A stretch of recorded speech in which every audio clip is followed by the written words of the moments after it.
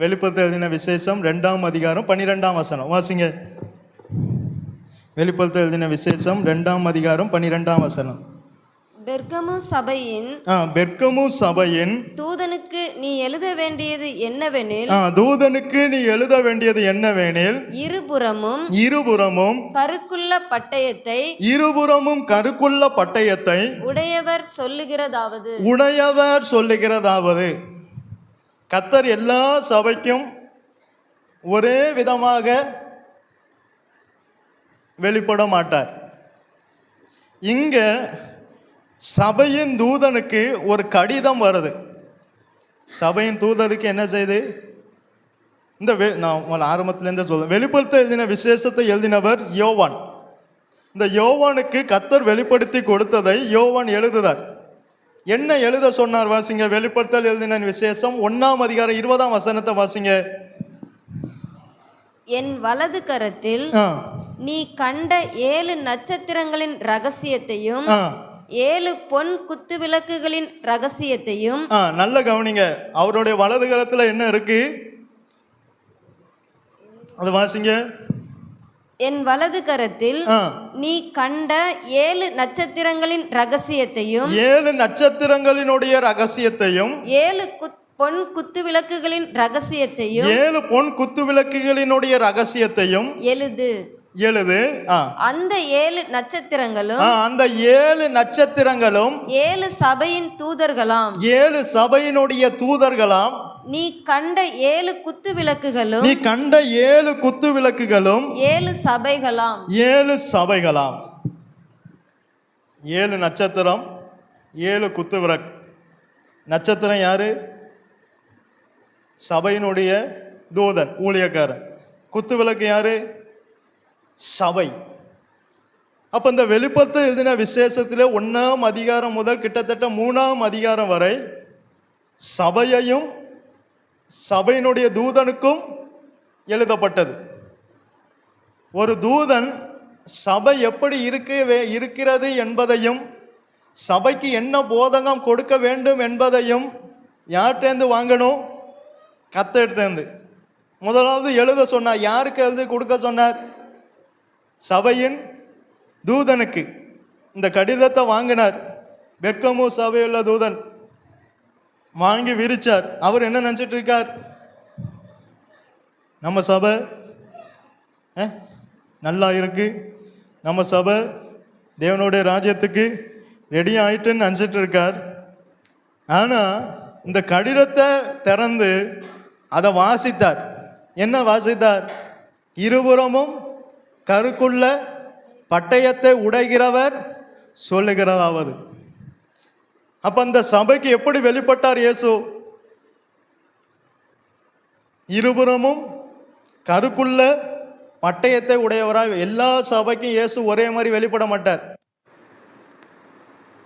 இத்தனைக்கும் வலது கரத்தில் இருந்தது. இயேசுனுடைய வலது கரத்தில் இருக்கிற சபை தான். ஆனால் எல்லா சபைக்கும் இயேசு ஒரே மாதிரி வெளிப்பட மாட்டார். இயேசு அன்பாகவே இருக்கிறார். இயேசு எப்படி இருக்கிறார்? இரக்கமுள்ளவராகவே இருக்கிறார். இயேசு மன்னிக்கிறவே இருக்கிறார். இப்படி சொன்னாதான் நமக்கு எப்படி இருக்கு? கர்த்தர் எவ்வளோ நல்லவர். இப்படி சொன்னாதான் நமக்கெல்லாம் இந்த கேட்க எப்படி இருக்கும்? எப்போதுமே ஒரு சபையினுடைய தூதன் இயேசு என்ன கடிதத்தை தாராரோ அதை தான் இங்க கொடுக்கணும். அதனால தான் அவனுக்கு பேர் என்னது? நட்சத்திரம். நட்சத்திரம் என்ன செஞ்சது? மத்தேயு எழுதின சுவிசேஷம் 2ஆம் அதிகாரம் 9ஆம் வசனமும் 10ஆம் வசனமும் வாசிங்க.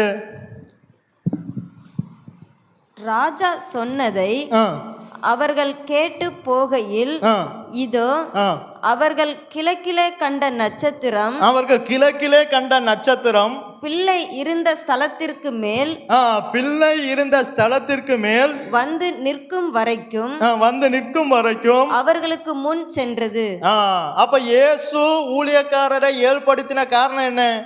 அவனை வெளிப்படுத்தல்ல, அவன் மகிமையை வெளிப்படுத்தல்ல. ஏற்படுத்தினது இயேசுவை வெளிப்படுத்த, இயேசுவின் இடத்துல அவனை கொண்டு போகணும். நட்சத்திரம் வந்தது எதற்கு? அந்த நட்சத்திரம் அவனை எங்க கொண்டு போச்சு? இயேசுவின் இடத்துல கொண்டு போய் நிறுத்திச்சு. அதுதான் ஒரு ஊழியக்காரனுடைய வேலை. தன்னுடைய மகிமைக்காகவோ தன்னுடைய ஆதாயத்துக்காகவோ ஒரு ஆத்துமாக்களை என்ன செய்யக்கூடாது? இந்த 7 சபையிலையும் குத்து விளக்கா இருக்கணும். ஆனால் அந்த 7 சபைக்குள்ளேயும் குத்து விளக்கு எப்பொழுதும் எரிந்து கொண்டு இருக்கணும். ஆனால் எரிய விடாதபடிக்கு என்ன இருக்கு? ஆசரிப்பு கூடத்தில் குத்து விளக்கு எரியும் போது கருந்திரி வரும். அந்த கருந்திரியை என்ன செய்யணும்? யார் வெட்டணும்? கருந்திரியை யார் வெட்டணும்? கருந்திரியை வெட்டும் போது என்ன செய்யும்? அதுதான் இப்ப இன்னைக்கு நம்ம சொன்னது, கத்த சொன்னது, கிளை நறுக்கப்படாமலும் கலை. அப்ப எப்படி பிரகாசிக்கும்? சபையில கலையை வச்சுட்டே இருந்தா எப்படி பிரகாசிக்கும்? கிளை வளர்ந்துட்டே இருந்தா எப்படி பிரகாசிக்கும்?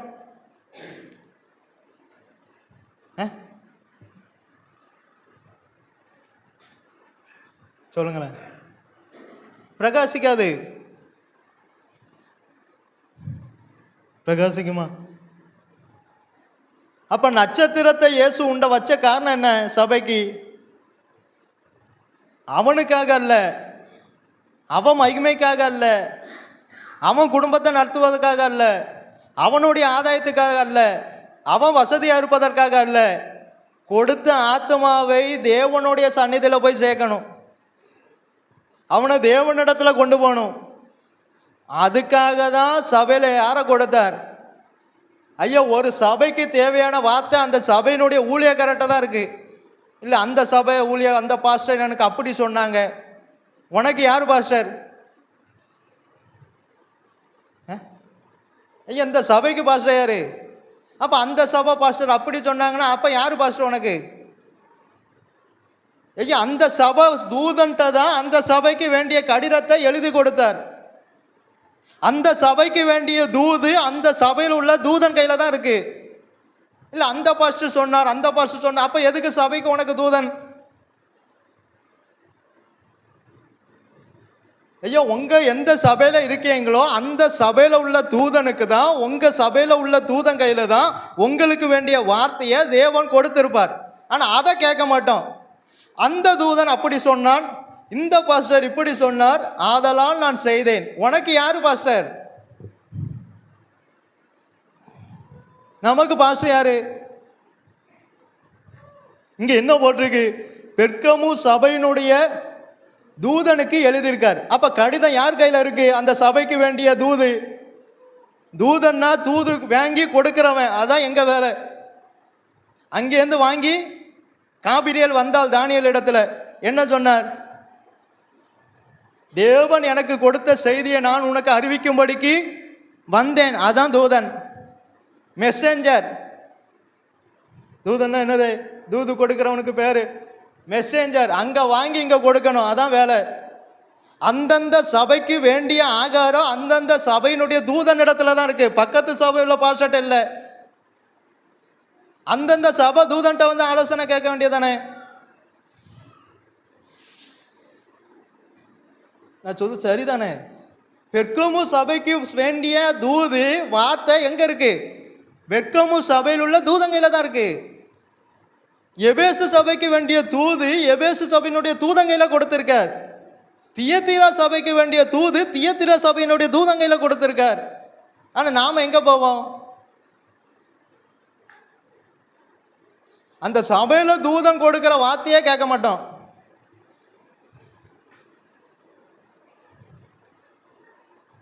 அவன் உங்களுக்கு ஏத்த மாதிரி போதிச்சான் என்றால் அவன் தேவனிடத்தில் இருந்து வந்த போதகன் அல்ல. நானானாலும் சரி, தேவனிடத்தில் வந்த போதகன் ஆனால் நீர் எனக்கு கொடுத்த வார்த்தையை நான் அவர்களுக்கு கொடுத்தேன். இதுதான் தேவனிடத்தில் வந்த போதகன். அதாவது நீங்க பழைய காலத்துல தந்தி கொடுப்பாங்க. ஒரு சிலருக்கு தெரிஞ்சிருக்கும், வயதானவர்களுக்கு தெரிஞ்சிருக்கலாம். தந்தி தந்தி கொடுப்பாங்கள்ல பழைய காலத்தில்.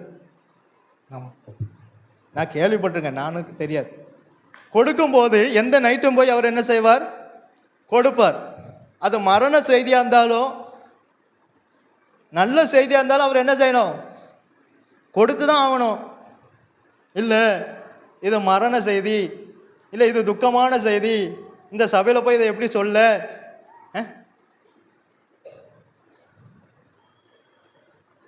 தந்தி கொடுக்கிறவர் தந்தியில் என்ன எழுதியிருக்கோ அது அங்கே போய் என்ன செய்யணும்? இல்லை அந்த குடும்பம் உட்காந்து அழுமே, அழுதான் இவனுக்கு என்ன? இவன் வேலை என்னது? இவன் வேலை என்னது? தூதன் வேலை என்னது?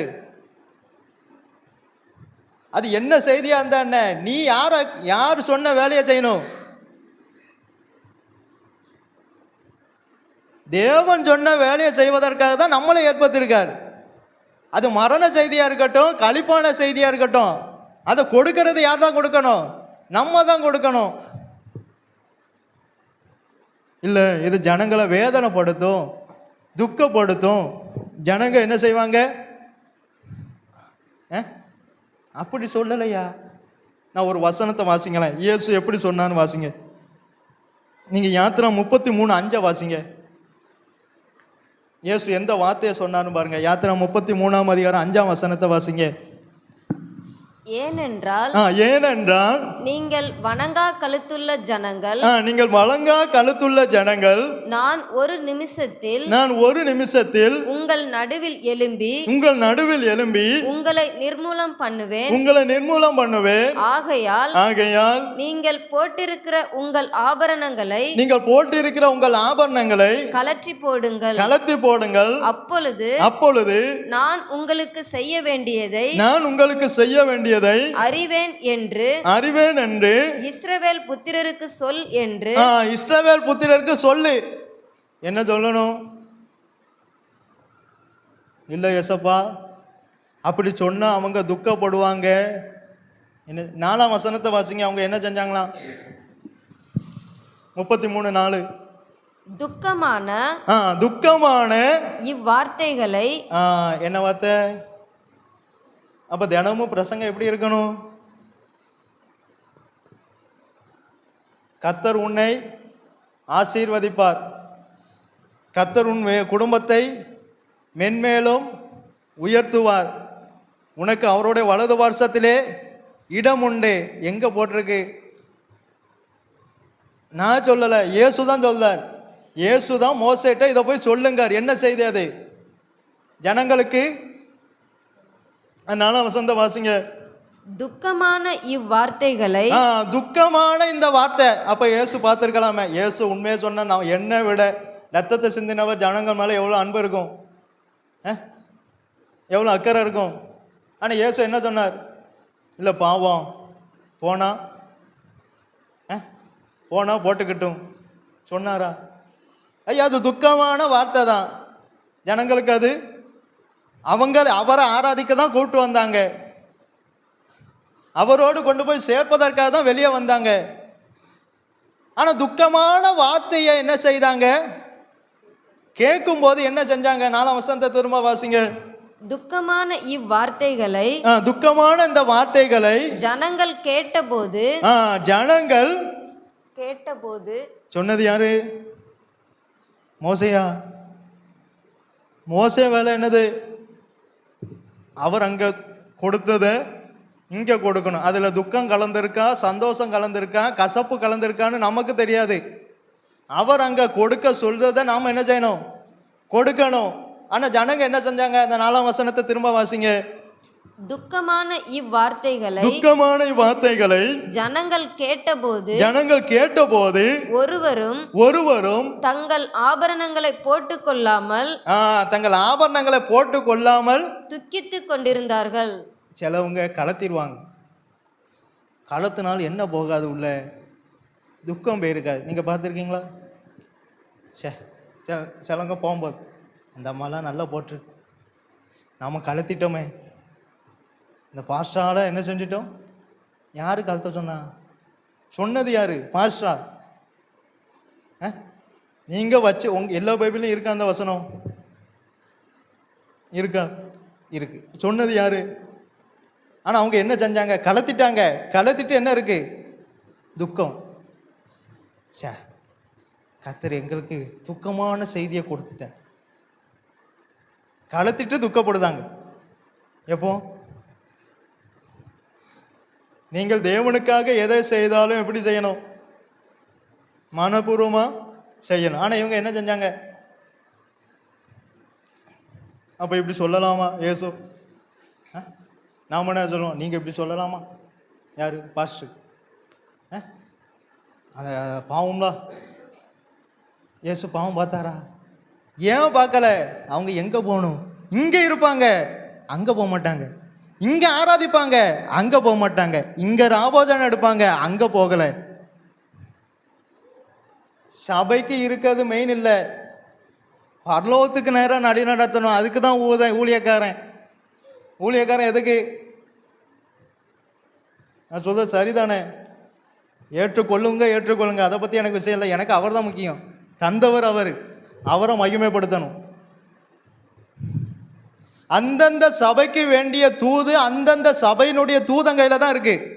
அந்தந்த சபையில் உள்ளவங்க அந்தந்த சபைக்கு போய் அந்தந்த தூதனிடத்தில் போய் கேட்டால் அந்தந்த சபைக்கு வேண்டியது அவனவனுக்கு வேண்டியது அவனிடத்தில் தூதனிடத்தை என்ன செய்ய வரும். நாம் அங்கே போய் கேட்கறது. இங்கே ஒருத்தர் பாஸ்டர் ரூமுக்குள்ளே அமைதியாக சத்தமிடாத இருக்க ஒரு ஆட்டுக்குட்டியை போல இருப்பார். இந்த ஆத்துமா பரலோகம் போகணும் அங்கே கண்ணீர் வச்சுட்டு இருப்பார். அங்கேருந்து ஒரு ஆள் வராது கேட்க. அங்கே யாரு? எவனை விழுங்கலாமா வென்று அங்கே போகும். ஐயா, எங்க ஆதாயத்தை தேடாம உண்மையா இருந்து சத்திய சொல்ற ஊழியக்காரனை அநேகருக்கு பிடிக்கல. உண்மைங்க. இங்க உண்மையா உட்கார்ந்து கத்தாவே இந்த ஆத்மா பரலோகம் போகணுமே, அந்த ஆத்மா பரலோகம் போகணுமே பிடிக்க மாட்டேக்கு. நான் அவனுக்காக 2 நாள் ஜெபம் பண்ணேன். கர்த்தருடைய நாம மகிமைக்காக சொல்றேன். இன்னைக்கு தான் விடுதலை இருக்கு. இனி அவன் தான் காத்துக்கொள்ளணும். ஏன்? அவன் அப்படி இருந்தா எனக்கு என்ன? அவன் எங்க போகணும்? பரலோகம் போகணும்.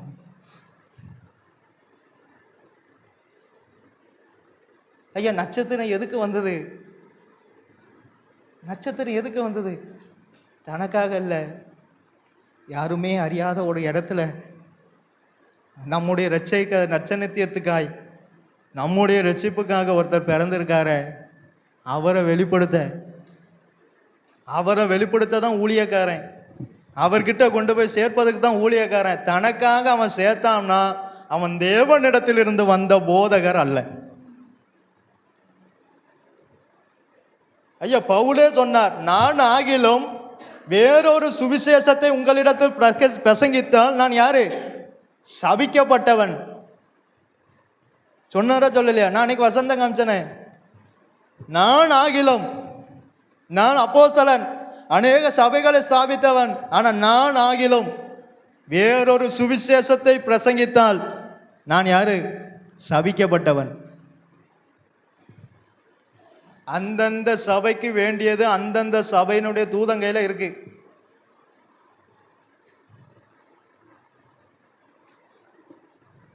தூதன் திறந்து பார்க்கார், உன் சபைக்கு நான் எப்படி இருக்கேன்? அன்பா இருக்கேன்னா போட்டிருக்கு. எப்படி இருக்கேன்னு போட்டிருக்கு. இருபுறமும் கருக்குள்ள பட்டயத்தை எடுத்து வச்சுட்டு நிக்கங்க. சொந்த ரத்தத்தை சிந்தி சம்பாதித்த சபை.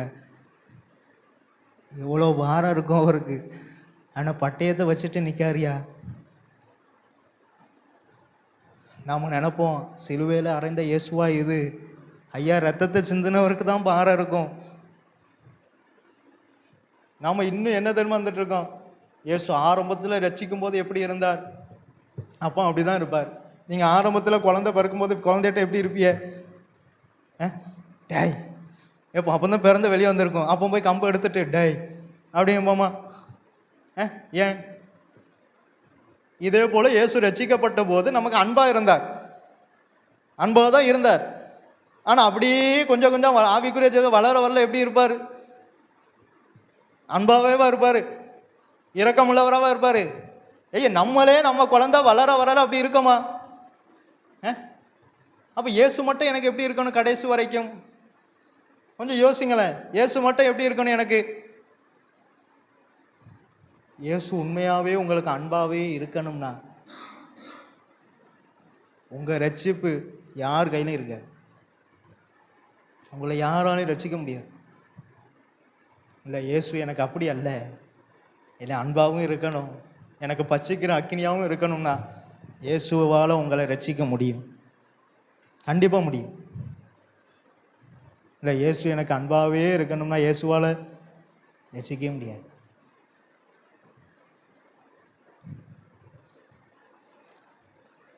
அந்த சபையில் உள்ளவங்க எப்படி இருக்காங்களோ அதற்கு ஏற்றாப்போல் தான் இயேசு வெளிப்படுவார்.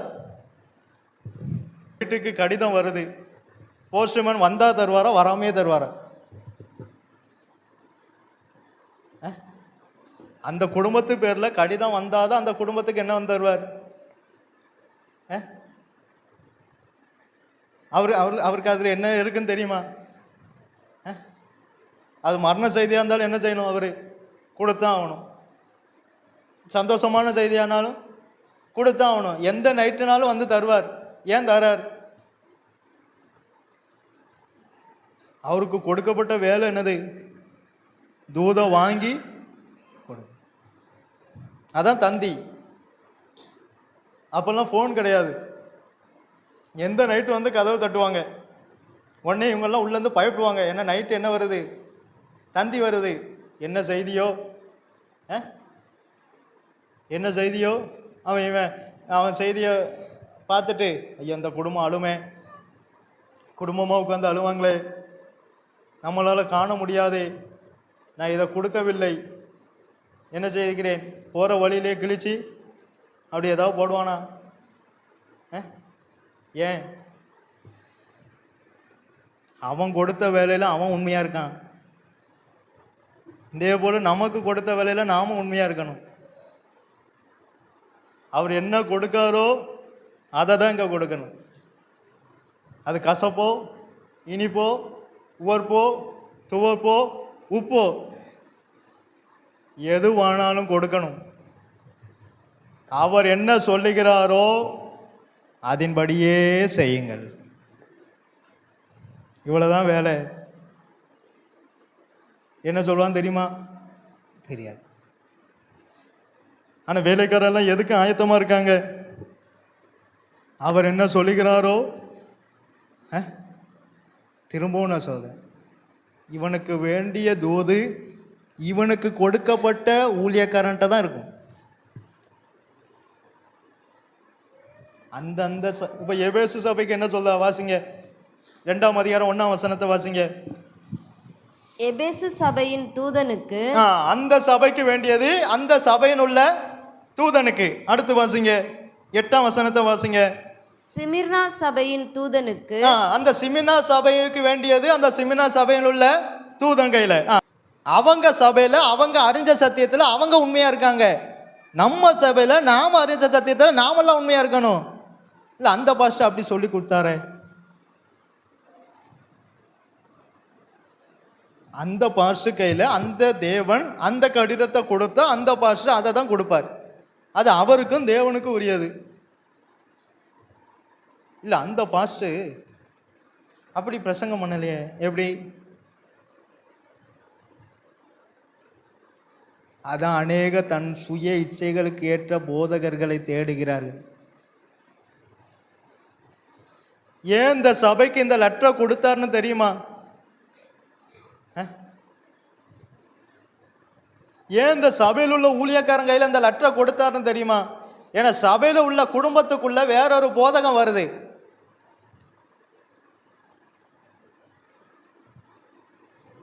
இது பாரம் இருந்தால் தான் அறிய முடியும். நீங்கள் வெளியே இருந்தாலும் உங்கள் குடும்பத்துக்குள்ளே என்ன போதகம் இருக்குங்க என்பதை நீங்கள் அன்னைக்கு வரும்போதே கண்டுபிடிச்சிடலாம். உண்மை. அதுக்கு பாரம் வேணும். இந்த குடும்பத்துக்குள்ளே வேற ஒரு போதகம் உள்ளே வருது, எதையோ கேட்டிருக்காங்க, ஏதோ ஒரு போதகம் உள்ளே வருதுங்கிறத நீங்கள் இங்கே வந்து உட்காந்து உங்கள் முகத்தை பார்க்கும்போதே என்ன செஞ்சிடலாம்? கண்டுபிடிச்சிடலாம். ஆனா இந்த சபைக்கு தூதனுக்கு தெரியல என்ன போதகம் உள்ள இருக்கு. 14ஆம் வசனத்தை வாசிங்க.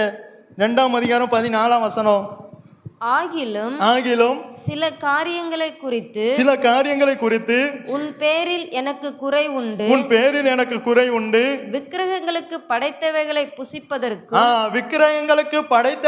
புசிப்பதற்கும் வேசித்தனம் பண்ணுவதற்கும் ஏதுவான இடரலை இஸ்ரவேல் புத்திரர் முன்பாக போடும்படி பாலாக் என்பவனுக்கு போதனை செய்த பிலேயாமுடைய போதகத்தை.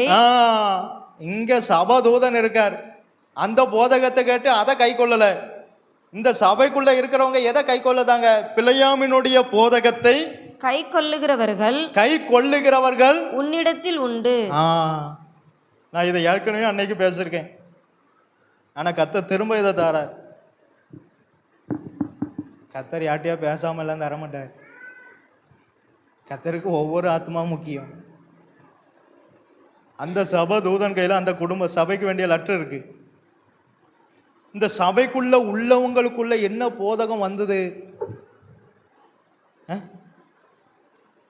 பிலேயாமினுடைய போதகத்தை கை கொள்ளுகிறவர்களும் உள்ள உண்டு.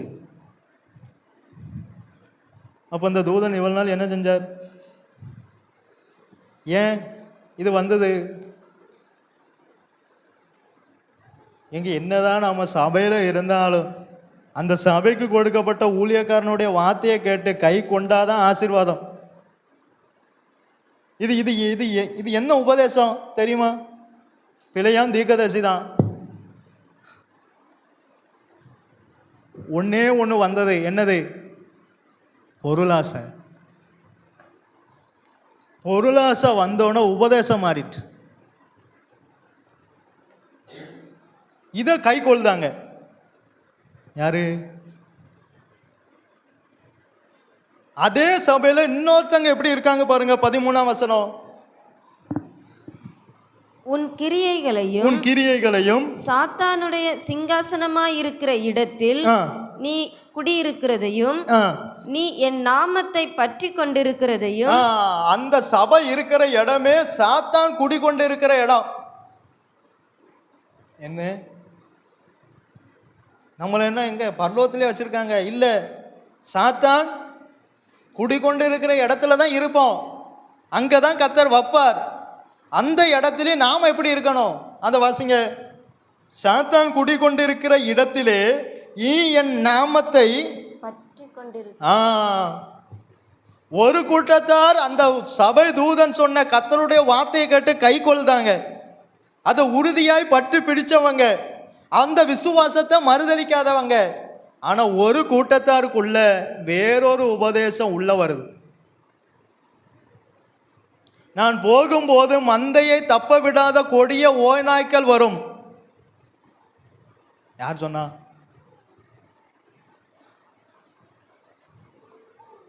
அதுக்காக தான் நான் எல்லாரும் சொல்ற உபதேசத்தையும் எடுக்காதீங்கன்னு சொல்றது. ஐயா, சுய மகிமையை வெளிப்படுத்துவதற்காக உபதேசம் பண்ணுகிறவர்கள் உண்டு. தேவ மகிமையை வெளிப்படுத்துவதற்காக உபதேசம் பண்ணுகிறவங்க உண்டு. அவங்க எந்த மகிமையை உங்களுக்கு வெளிப்படுத்தி காமிக்காங்க அது தெரியுமா உங்களுக்கு?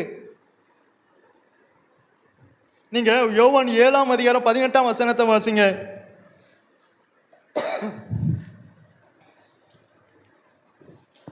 யோவான் 7:18. சுயமாய் பேசுகிறவன் தன் சுய மகிமையை தேடுகிறான். தன்னை அனுப்பினவரின் மகிமையை. அப்ப இவன்டேந்து என்ன வரல? தேவன்டேந்து இவன்ட்ட லெட்டர் வரல. தேவன்டேந்து இவனுக்கு கடிதம் வந்தா இவன் சுயமா பேச வேண்டிய அவசியம் இல்லையே. இவன் தன்னுடைய இதை கை கொள்ள வேண்டிய அவசியம் இல்லையே. தன்னுடைய மகிமையை வெளிப்படுத்த வேண்டிய அவசியம் இல்லையே. அந்த வசனத்தை திரும்ப வாசிங்க. சுயமாய் பேசுகிறவன் தன் சுய மகிமையை தேடுகிறான். அவன் எதை வெளிப்படுத்துதான்? தன் சுய மகிமை. எதுக்காக சபையில ஊழியக்காரனை வச்சது? சுய மகிமையை வெளிப்படுத்தல, தேவ மகிமை. அடுத்து வாசிங்க. தன்னை அனுப்பினவரின் மகிமையை. தன்னை ஒருவர் அனுப்பினார். அவருடைய மகிமையை தேடுகிறவனோ தேடுகிறவனோ உண்மை உள்ளவனாய் இருக்கிறான். அதான் உண்மை உள்ள ஊழியக்காரன். ஊழியக்காரன் வேணும். என்ன வேணும்? அவர் அங்க கொடுத்ததை இங்க அப்படியே கொடுக்கிறவன், தன்னை அனுப்பினவருடைய மகிமையை தேடுகிறவன். தான் மகிமை அல்ல. யார் மகிமை? ஏரோது ராஜா பிரசங்கம் பண்ணார். பிரசங்கம் பண்ணிட்டு என்ன செஞ்சார்? தேவனுக்கு மகிமையை செலுத்தலை, தனக்கு மகிமையை எடுத்தார். அவனை என்ன செஞ்சான்? புழுத்து செத்தான். பிரசங்கம் என்பது சுய மகிமைக்காக அல்ல, தன்னுடைய ஆதாயத்துக்காக அல்ல. பிரசங்கம் என்பது என்னை அனுப்பின அவருடைய மகிமையை வெளிப்படுத்துவதற்காக. அதில் தேவன் வெளிப்படணும். அதில் யார் வெளிப்படணும்? தேவன் வெளிப்படணும்.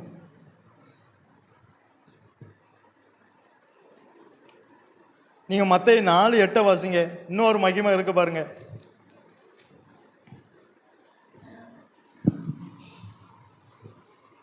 மறுபடியும் பிசாசு அவரை மிகவும் உயர்ந்த மலையின் மேல் கொண்டு போய் உலகத்தின் சகல ராஜ்யங்களையும். ஒரு ஊழியக்காரன் ஆனால் கீழானவைகளை அல்ல, அவர்களை மேலானவைகளை நாட வைக்கணும். இந்த சாத்தா என்ன செஞ்சான்? இயேசுவை கூட்டு போனான். என்ன செஞ்சான்? வாசிங்க. மறுபடியும் பிசாசு அவரை மிகவும் உயர்ந்த மலையின் மேல் கொண்டு போய் உலகத்தின் சகல ராஜ்யங்களையும் அவைகளின் மகிமையையும் அவருக்கு காண்பித்து. யாருக்கு? இயேசுக்கே காட்டியிருக்கான். அப்போ ஊழியக்காரருக்குள்ள புகுந்து இந்த மகிமை அவன் காட்ட மாட்டானா? இவங்களுக்குள்ள என்ன மகிமை வந்தது இந்த சபைக்குள்ள? பொருளாசை, உலகத்தினுடைய ராஜ்யம், உலகத்தினுடைய மகிமை. இதை கை கொள்ளுகிறவங்க உண்டு. கை கொள்ளுங்கன்னா என்னத்தம்? அந்த போதகத்தை கேட்டு அதன்படி செஞ்சிட்டு இருக்காங்க, அவங்க சபையில இருக்கு. அதனால தான் நான் சபைக்கு வெளிப்படும் போதே எப்படி வெளிப்படுதேன்? இருபுறமும். ஏன்னா 2 விதமான கூட்டத்தார் எங்க இருக்காங்க? சபையில. ஒன்று, அந்த சபை தூதன் சொல்லுகிறதை கேட்டு அதன்படி செய்கிற கூட்டத்தார் இருக்காங்க.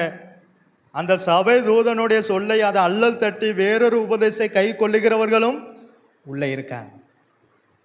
அதெல்லாம் நான் பட்டயத்தை வச்சிருக்கேன். அந்த பட்டயம் எப்படி? இருபுறமும் 2 பக்கமும் கருக்காரு.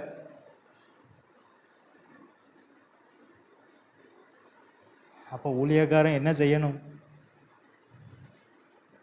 கொடுத்த கடிதத்தில் உண்மை உள்ளவனாக இருக்கணும். ஐயா, கத்தர் கொடுத்தது என்னது? கத்தர் கொடுத்தது என்னது? இங்கே மோசே கத்தர் இப்போ மோசைட்ட சொல்ல சொன்னார் ஆபரணங்களை. அப்போ மோசே போய், கத்தாவே, இது ஜனங்களுக்கு துக்கமான வார்த்தை, இது வேண்டாம், வேற ஏதாவது சொல்லும் அடியேன் அப்படி சொன்னானா? இல்லை. சொன்னது அவரானா? அவர் எப்படி என்ன சொல்லுகிறாரோ அதன்படி செய்யும். இதுதான் தூதனுடைய வேலை. அல்லாத இயேசு யாரை தேடுதா? ஊழியக்காரனை தேடலை, உண்மையுள்ள ஊழியக்காரனை தேடுதார். எந்த ஊழியக்காரன்? உண்மை உள்ளவனா என்னது? அவர் தந்ததை அப்படியே கொடுக்கணும். அதுக்கு இடையில போய் மூளையை கசக்கி யூஸ் பண்ணி, ஐயையோ இந்த குடும்பம் பேருமே, ஐயையோ அந்த குடும்பம் பேருமே, ஐயையோ இவ்வளோ வருமானம் பேருமே, ஐயையோ அவ்வளோ வருமானம் பேருமே. அது எதுக்கு நமக்கு? கொடுத்தவர்லாம் சம்பளம் தருவார்.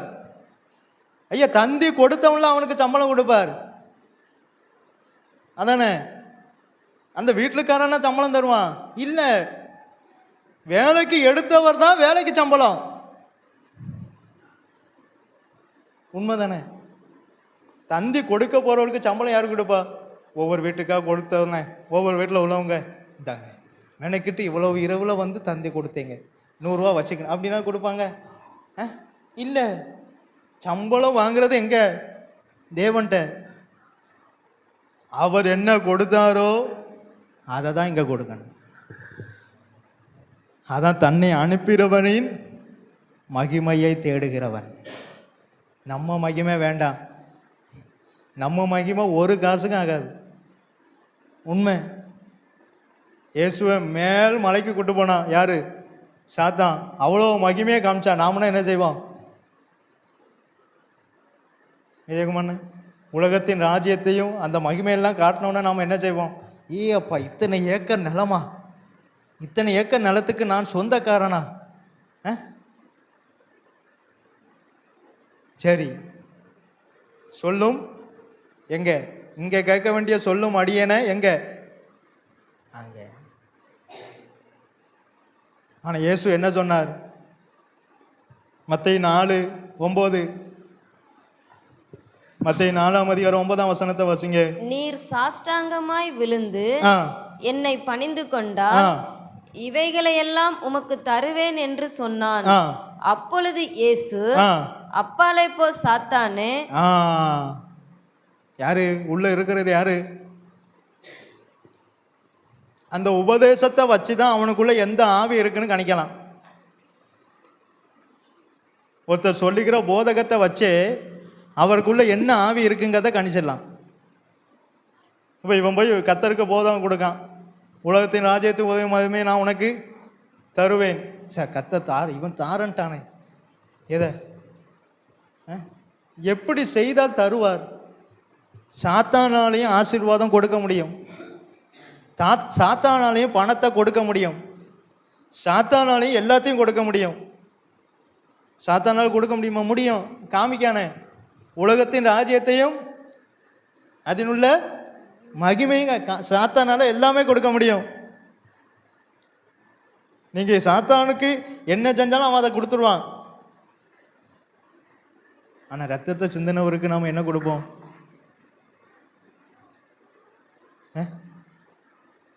ஒரு ஊழியக்காரன் ஆனால் அந்த ஊழியக்காரருடைய உபதேசத்துல என்ன இருக்குன்னு பாருங்க. நான் திரும்பவும் சொல்றேன், ஒரு ஊழியக்காரன்னா அவன் எங்க நடத்தணும்?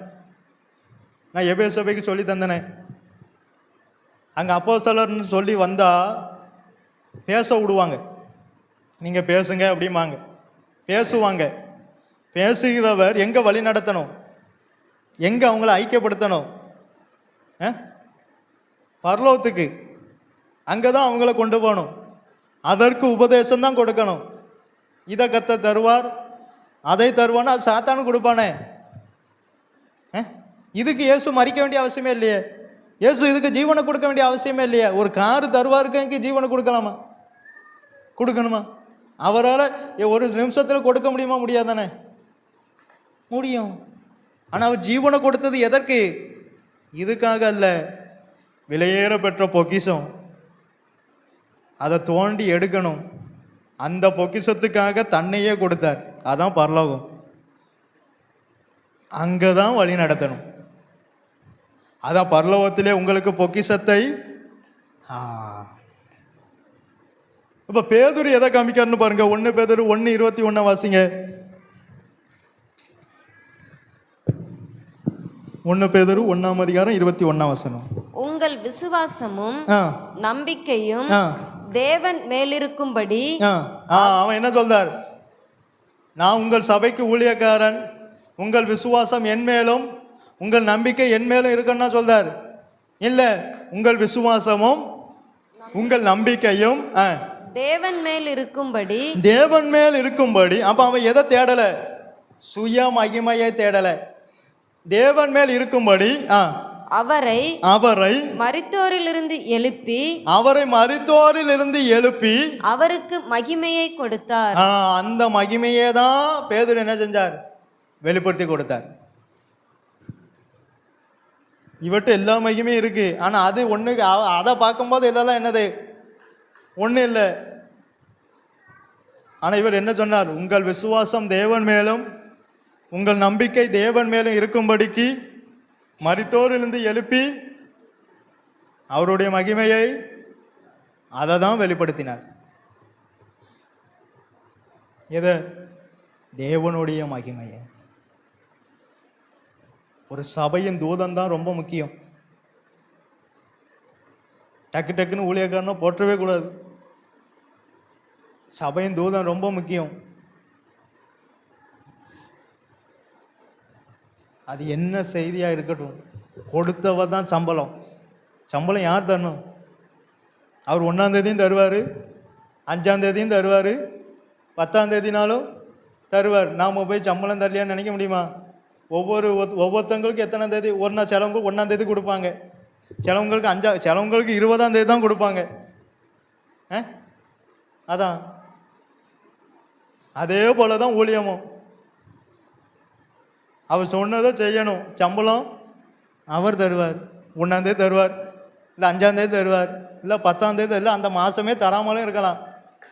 ஆனால் கொடுத்த கடிதத்தை இங்கே கொடுத்து தான் ஆகணும். ஏன்னா வேலை தந்தது யாரு? அவர்ல. இவங்க இது தருவாங்க, ஆனால் அவர் என்ன தந்தார்? பரலவும் தருவார். நம்ம எதை கொடுப்போம்? இப்போ உங்களை பிரியப்படுத்த நான் போதம் பண்ண நீங்கள் எனக்கு என்ன தருவீங்க?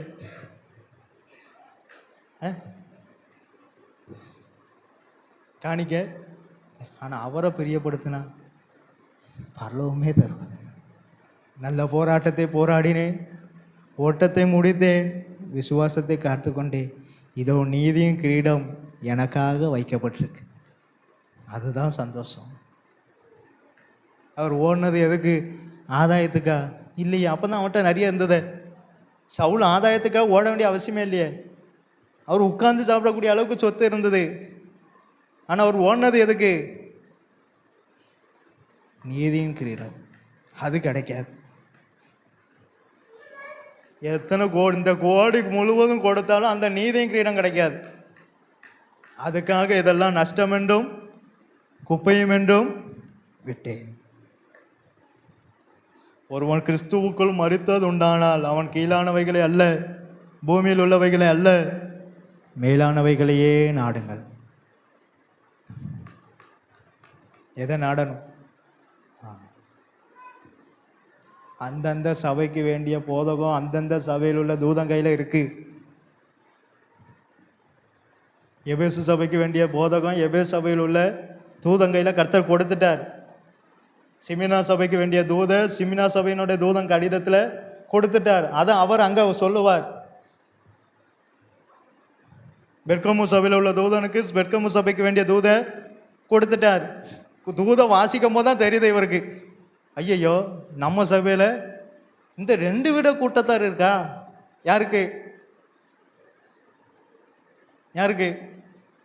தூதனுக்கே இந்த கடிதத்தை வாங்கி வாசிக்கும் போது தான் தெரியுது, என்னடா இருபுறமும் கருக்குள்ள பட்டயத்தை உடையவரா சொல்லுகிறாரு, என்ன இருக்குன்னு கீழே வாசிச்சுட்டே வந்தாதான் இந்த கூட்டமும் இருக்கு. நிக்கோலாய் மதஸ்தருடைய போதத்தை கை கொள்ளுகிறவனும் இருக்கு, பிழையாம் போதத்தை கை கொள்ளுவனும் இருக்கானே, சிங்காசனத்தை அவருடைய நாமத்தை உறுதியாக பற்றி கொள்ளுகிறவரும் விசுவாசத்தை மறுதளிக்கிறவங்களும் இருக்காங்களேன்னு அப்போதான் இவருக்கு தெரியுது. அப்போ இயேசுட்டேந்து வாங்கி கொடுத்தாதான் ஒவ்வொரு குடும்பம் எப்படி இருக்குங்கிறது தெரியும். நம்மளாம் எழுதி கொடுத்தோம்னா எந்த குடும்பம் எப்படி இருக்குன்னு தெரியாது. அங்கே வாங்கி கொடுத்தாதான் எந்த குடும்பத்தில் எந்த போதகம் உள்ளே இருக்குங்கிறது தெரியும். இப்போ தெரியும். அதுக்கு இல்லை, அநேகருக்குள்ள வேறொரு போதகம் இருக்கு. நான் சொன்ன போதத்தை விட அநேகர் சொன்ன போதகம் தான் அதிகமாக இருக்கு. என்ன 100% சொல்ல முடியும். நான் இங்க கொடுக்கிற போதகத்தை விட மற்ற தூதன் கொடுக்கிற போதகம் தான் அதிகமாக உள்ள இருக்கு.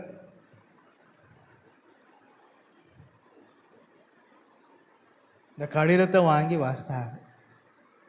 அப்பந்தான் இயேசு இந்த தூதன் என்ன நினச்சிருப்பார், என் சபைக்கு இயேசு எப்படி இருக்கார்,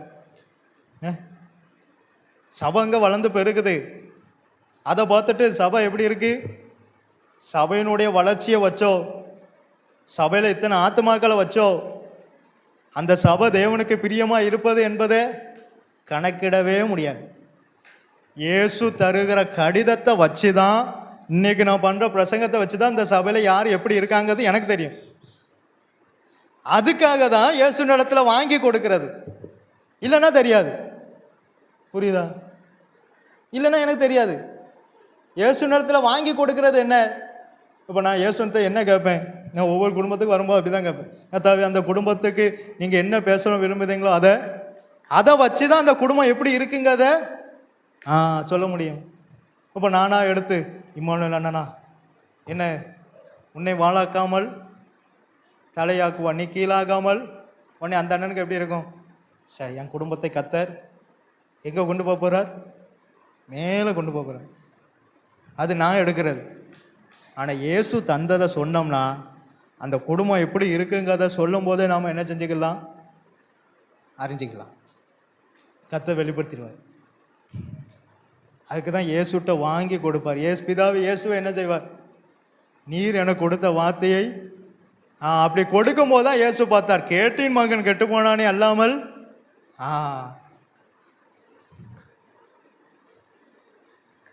12 சீசருக்கு எங்கேருந்து வாங்கி கொடுத்தார்? அசோக்கு அங்கேருந்து வாங்கி கொடுக்கார். கொடுக்கும்போது தெரிஞ்சுட்டு இதில் ஒருத்தன் யாரு? கேட்டின் மகன். அவன் கெட்டு போயிடுவான். அப்போ இயேசு என்ன செஞ்சுருக்கணும்? ஐயா, அவன் கெட்டு போயிடுவானே, நீங்கள் சொல்லுங்களேன், அதான உண்மை. அவன் கெட்டு போயிடுவானே. இயேசுக்கு வராத இறக்கம் யாருக்கு வரும்? ஊழியக்காரனுக்கு வரும். அவன் என்ன செய்வான்? இயேசுவே கேட்டின் மகன் கெட்டு போகிறான்னு தெரியுமா தெரியாதா? அப்போ இயேசு என்ன செஞ்சுருக்கலாம்?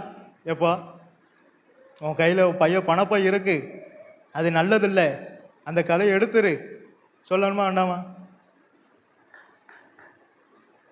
சொல்லணுமா வேண்டாமா? இயேசு ஏன் சொல்லலை? அவன் திருடன்னு தெரியுது, அவன் கையில் பணப்பை இருக்குன்னு தெரியும், அவன்கிட்ட பண ஆசை இருக்குன்னு தெரியுது. அப்போ ஏன் இயேசு சொல்லலை?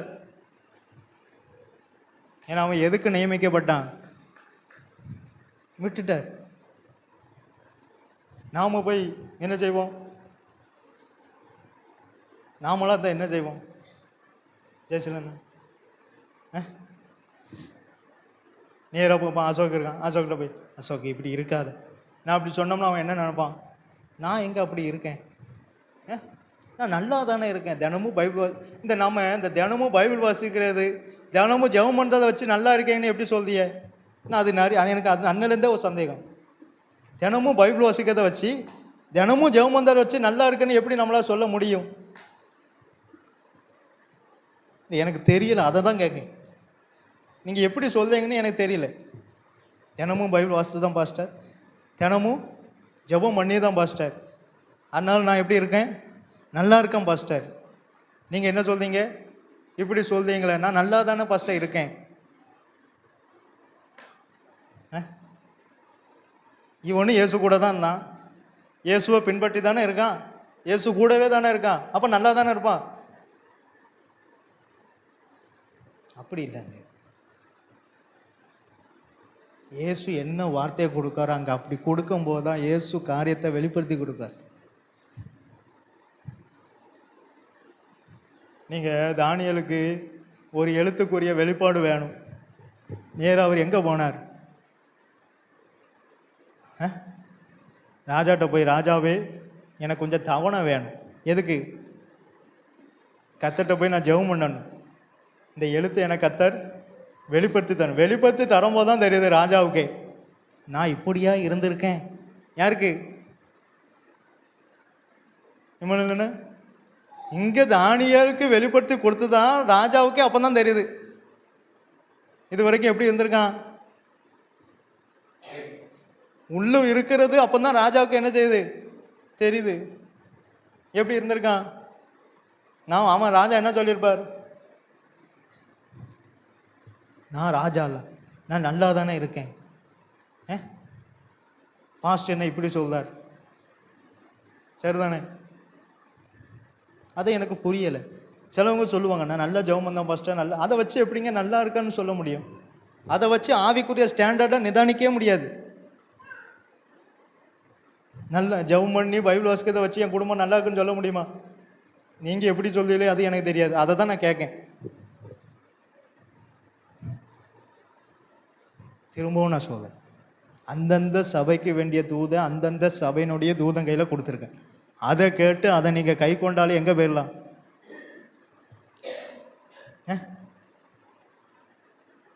ஆனால் அந்தந்த தூதன் அவர் இடத்துல வாங்கி கொடுக்கணும். அது அவங்க காரியம். அதை நான் வயலில் அது ஊழியக்காரங்களுடைய காரியம். அந்த பக்கம் போல தூதன் என்ன செய்யணும்?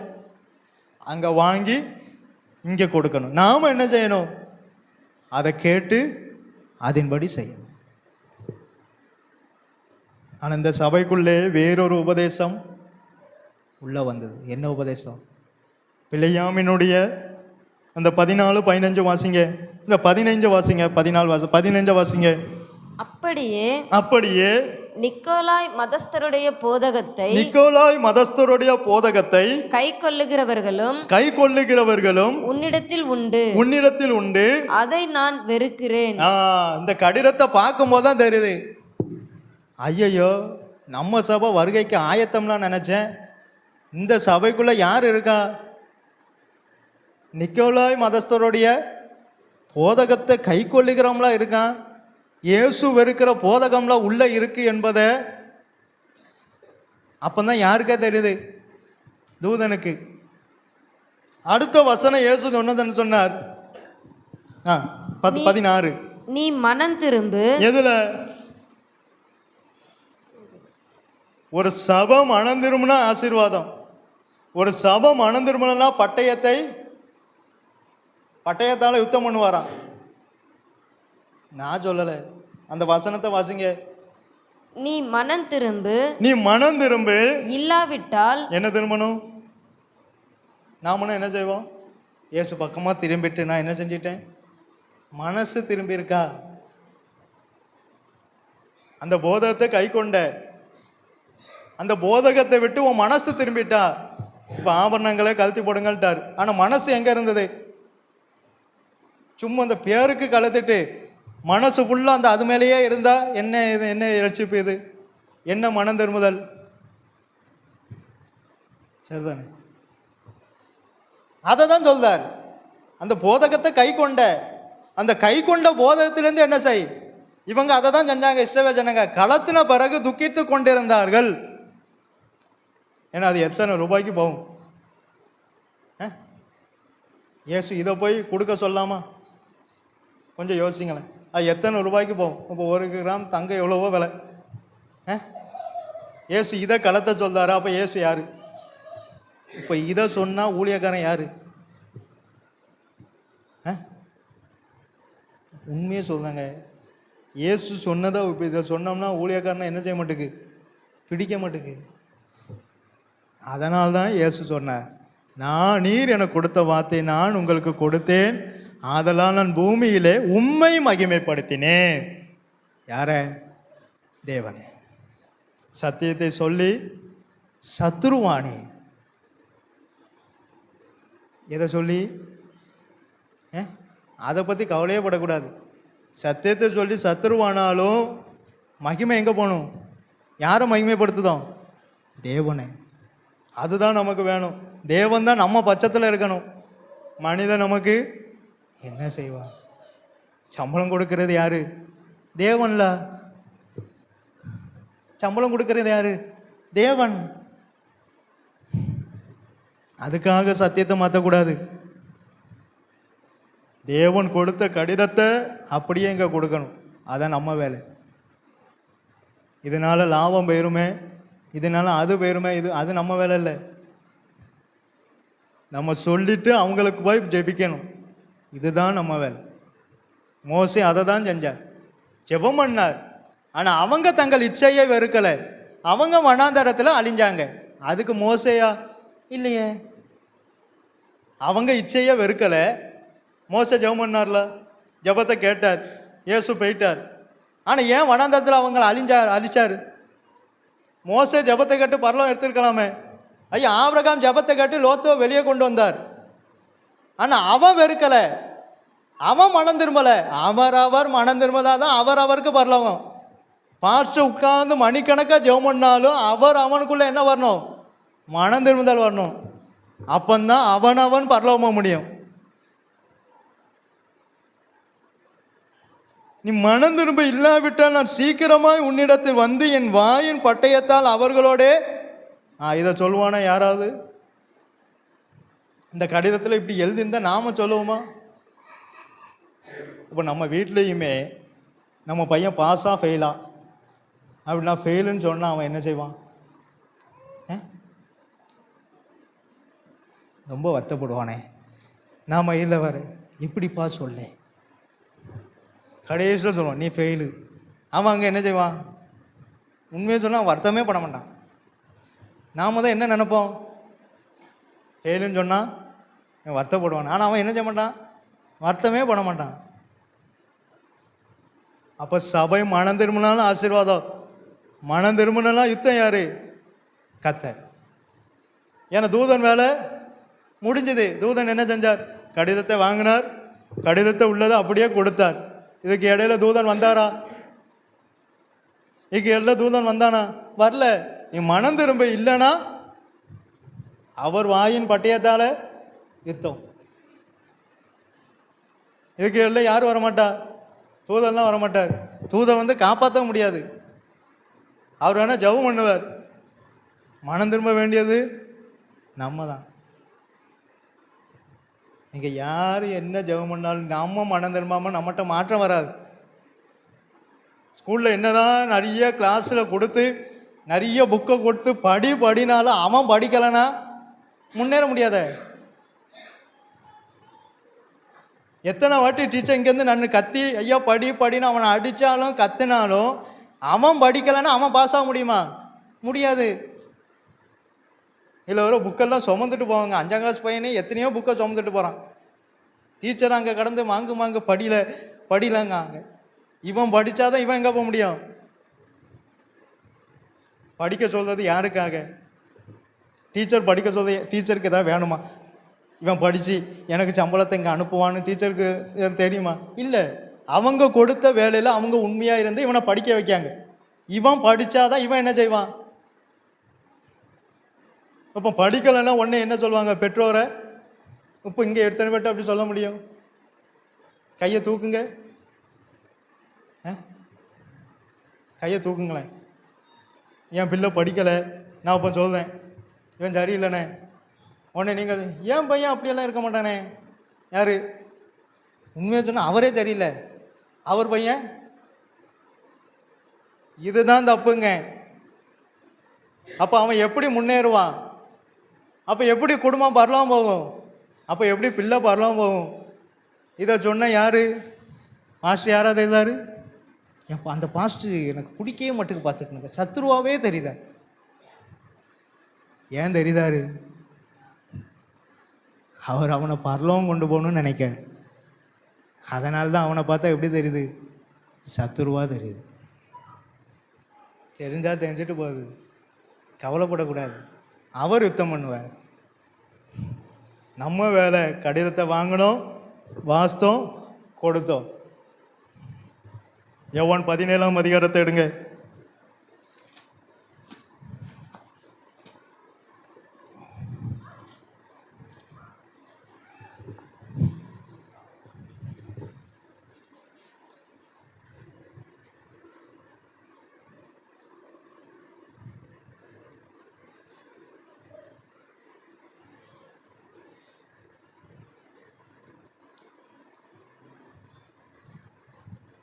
எட்டாம் வசனத்தை வாசிங்க. நீர் எனக்கு கொடுத்த வார்த்தைகளை நீர் எனக்கு கொடுத்த வார்த்தைகளை நான் அவர்களுக்கு கொடுத்தேன். நான் அவர்களுக்கு. இப்ப 4ஆம் வசனத்தை வாசிங்க. பூமியிலே நான் உம்மை மகிமைப்படுத்தினேன். இதுதான் தூதனுடைய வேலை. அவர் கொடுத்த வார்த்தையை எங்க கொடுக்கணும்? பூமியில அவரை மகிமைப்படுத்தணும். அடுத்து நான் செய்யும்படி அவர் அவனுக்கு செய்யும்படி நீர் எனக்கு நியமித்த கிரியையை செய்து முடித்தேன். இதான் வித்தியாசம். இதான் அவனுக்கு கொடுக்கப்பட்ட வேலை. இயேசுவே அதாங்க செஞ்சார். இயேசுவே தன் சுய மகிமையை தேடாமல் பிதாவின் மகிமையை வெளிப்படுத்தணும்னு நினச்சாரு. இப்போ நாமெல்லாம் எப்படி இருக்கோம்? இப்போ அநேகர் அப்படி தான் இருக்காங்க. சுய மகிமையை வெளிப்படுத்துதாங்க. தேவ மகிமையை காட்டுறதே கிடையாது. தேவன் பக்கம் திருப்புறதே கிடையாது. எங்கள் ஸ்கூலில் இருந்து எத்தனை பேர் பாஸ் ஆகாமல் ஃபெயில் ஆகுதாங்க? ஸ்கூலில் எல்லா பிள்ளைகளுமே சேர்க்கும். எல்லா பிள்ளைகளும் பாஸ் ஆகுதா? டீச்சர் முயற்சி பண்ணுவாங்க, அந்த பிள்ளைகள்லாம் பாஸ் ஆகணுமே, படின்னு கம்பியும் வச்சுருப்பாங்க, அடிக்கவும் செய்வாங்க. ஏன்? ஆனால் அவன் பாஸ் ஆகலைன்னா என்ன அர்த்தம்? டீச்சர் நல்லா சொல்லிக் கொடுக்கலையா? இல்லை, அவன் நல்லா படிக்கலை. அவன் ஒழுங்காக இல்லாமல் நேராக டீச்சர்கிட்ட போய், சிலவங்கெல்லாம் அன்னைக்கு நான் உதாரணமாக சொல்கிறேன், பஞ்சாயத்து போட்டில் போய் நின்று அங்கே ஒரு குடும்பனிக்கு 2 பையங்க. எதுக்கு? என் பையனை டீச்சர் அடிச்சிட்டாங்களாம். அப்போ எதுக்கு ஸ்கூலு? ஸ்கூல் எதுக்கு? ஸ்கூல் எதுக்கு? ஏன் டீச்சர் அடிப்பாங்கன்னு தெரிஞ்சு தானே டீச்சர்கிட்ட போய் சேர்க்கும். அப்போ எதுக்கு ஸ்கூலு? அவன் வீட்டிலே இருந்துக்கலாமே. அதான் அந்த அம்மா கேட்டுச்சு. ஏன் ஸ்கூலுன்னா என்ன செய்வாங்க? அவன் படிக்கலைன்னா அடிக்க தான் செய்வாங்க. அதுக்காக என்கிட்ட வரீங்களான்னு அந்த அம்மா கேட்கு. அந்த அம்மா சொன்னால் சரிதான். ஸ்கூலுன்னா என்ன செய்வாங்க? உடனே அவங்க போயிட்டாங்க. வேறு என்ன சொல்லுவாங்க? சரி, வேறு ஸ்கூல் பார்த்துக்குதான் போங்கம்மான்னு அனுப்பிட்டாங்க. எந்த ஸ்கூல் போனாலும் அதான். ஐயா, கொடுக்கப்பட்ட சபையில் கேட்டு ஒழுங்காக இருந்தாலே எங்கே போயிடலாம்? வரலாம், போயிடலாம். இல்லை, இந்த கொடுக்கப்பட்ட சபையில் இங்கே நல்லா சொல்லித்தர மாட்டேக்காங்க, என் பையனை ரொம்ப அடிக்காங்க, என் பையனையே திட்டுதாங்க. அவன் நல்லா படித்தா யார் திட்ட போறா? அவன் நல்லா படித்தா யார் அடிக்க போறா? புரியுதா? திரும்பவும் நான் சொல்றேன், அந்தந்த சபைக்கு வேண்டிய தூது அந்தந்த சபையினுடைய தூதங்கையில். அவனுடைய வேலை என்னது?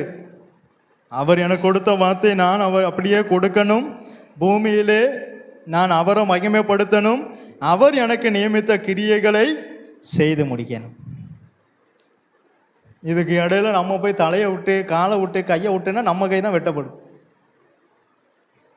தூதன் கடிதத்தை வாங்கினார், கடிதத்தை கொடுத்தார், அதோட வேலை முடிஞ்சது. நீ மனம் திரும்பி, இல்லாவிட்டால் நான் என் வாயின் பட்டயத்தாலே யுத்தம் பண்ணுவேன்னார். அவ்வளோதான், முடிஞ்சது. அப்போதான் தூதனுக்கே தெரியுது, இந்த கடிதத்தை படிக்கும்போது தான் நம்ம எல்லாரும் மனம் திரும்பிட்டோம்லாம் நினச்சேன். இங்கே எல்லாரும் எதை கை கொண்டுட்டு இருக்கான்? எத்தனை நாளா? பிழையாமினுடைய போதகம். ஒரு ஊழியக்காரனுக்கு எப்போ அந்த சபையை பற்றி தெரியும் என்றால், அந்த ஒவ்வொரு குடும்பமாக போய் விசாரிக்கிறதுனால அந்த சபையை பற்றி தெரியாது. அவர் கொடுத்த வார்த்தையை அப்படியே வாங்கி கொடுக்கும்போது எந்தெந்த குடும்பம் எப்படி இருக்குங்கிறத அறிஞ்சிடலாம். அதுக்கு அந்த குடும்பத்தில் போய் பார்த்தா தான் தெரியும். இல்லை, அவர் கொடுக்குற வார்த்தையை அப்படியே கேட்டு சொன்னாலே அந்தந்த குடும்பத்தோடு கர்த்தர் பேசுவார், கண்டிப்பாக பேசுவார். நீங்கள் அவர் கொடுத்த வார்த்தை நீங்கள் கொடுத்து பாருங்களேன், கர்த்தர் கண்டிப்பாக எந்தெந்த குடும்பத்தோடு பேசணுமோ அந்தந்த குடும்பத்தோடு பேசுவார். அதை விட்டு மனம் திரும்ப அது அவங்களுக்கும் தேவனுக்குரியது. ஆனால் அவர் கொடுத்த கடிதத்தை அப்படியே சொன்னால் அந்தந்த குடும்பத்தோடு கர்த்தர் பேசுவார். உடனே நாம் என்ன நினைப்போம்? பாஸ்டர்கிட்ட நீ தான் போய், பாஸ்டர் என்னையே சொல்லுதார். பாஸ்டர் இங்கே பாஸ்டர் அவர் கொடுத்த வார்த்தையை இங்கே சொல்லுவார். பாஸ்டர் இங்கே சொன்னாலும் அங்கே போய் சண்டை வரும், சொல்லனாலும் அங்கே போய் சண்டை வரும். பாஸ்டர் என்ன செய்வார்? அதுக்கப்புறம் தான் பாஸ்டருக்கே தெரியும், அப்படியா நான் அப்படி ஒரு சம்பவம் நடந்தது எனக்கே அதுக்கப்புறம் தான் தெரியும், ஓஹோ இப்படி ஒன்று இருந்திருக்கா. ஆனால் இங்கே யார் பேசியிருக்கா? கர்த்தர் பேசியிருக்கார். ஊழியக்காரன் சுய மகிமையை தேடக்கூடாது. அது தேடினா அவனும் போக மாட்டான், இதுவும் போகாது. எந்த மகிமையை தேடணும்? எதுக்கு நட்சத்திரம் வைக்கப்பட்டது சபையில்? நட்சத்திரம் எதுக்காக வைக்கப்பட்டது? அதை பின்பற்றுவதற்கு அல்ல, அது போய் அது இயேசுவின் இடத்துல வழியை காட்டிடும். இயேசுக்கு நேராக வழியை காட்டி கொடுத்துரும். இயேசுக்கு நேராக போகிறதும் போகாததும் நீங்கள் தான்.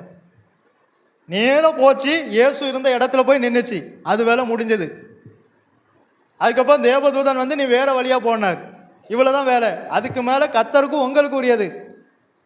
தேவனோடு நீங்கள் ஐக்கியப்பட்டுட்டீங்கன்னா பரலோகமே உங்களை வழி நடத்தும். அதுக்கு மேலே நட்சத்திரம் வந்துதா? நட்சத்திரம் டெம்பரவரி, ஊழியக்காரன் டெம்பரவரி. ஊழியக்காரன் கடைசி வரைக்கும் நடத்த மாட்டான். ஊழியக்காரன் இயேசுக்கு நேரம் வழி காட்டுவான், அதான் ஊழியக்காரன். அவன் கடைசி வரைக்கெல்லாம் வழி காட்ட முடியாது. அதுக்கு மேலே இயேசுவை பின்பற்றி போகிறது யாரு? ஒருவன் என்னை பின்பற்றி வர விரும்பினால் தன்னைத்தானே வெறுத்து தன் சிலுவை எடுத்துக்கொண்டு என்னை இதுதான் வித்தியாசம். புரியுதா?